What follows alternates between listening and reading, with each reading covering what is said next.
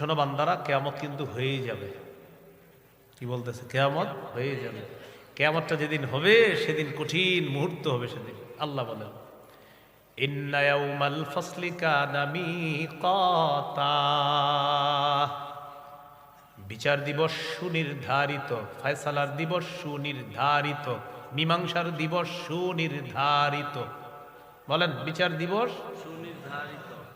সূরা হুদের 114 নম্বর আয়াতে আল্লাহ বলেন, 104 নম্বর আয়াতে আল্লাহ বলেন, ওয়ামা নুআখিরুহু ইল্লা লিআজালিম মা'দুদ। কিয়ামতের বিষয়টা আমি আল্লাহ মুলতবি করে রেখেছি কিছু কালের জন্য। মুলতবি, মুলতবি কারে বলে? মানে স্থগিত কারে বলে? মানে জিনিসটা হবে, আটকায় রাখছি। এর মানে কিয়ামতের বিষয়টা আল্লাহ বুঝাইতে চায়, শোনো হয়ে গেল কিন্তু শুধু আটকায় রাখছি, হুকুম করব ঘটে যাবে।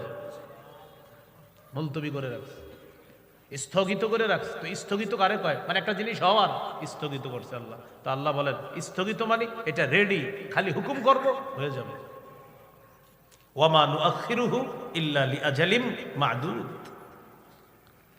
তো আল্লাহ বলেন, ইয়াউমা ইয়াতি লা তাকাল্লামু নাফসুন ইল্লা বিইজনি, কেউ সেদিন আল্লাহর হুকুম ছাড়া কথা বলবে না।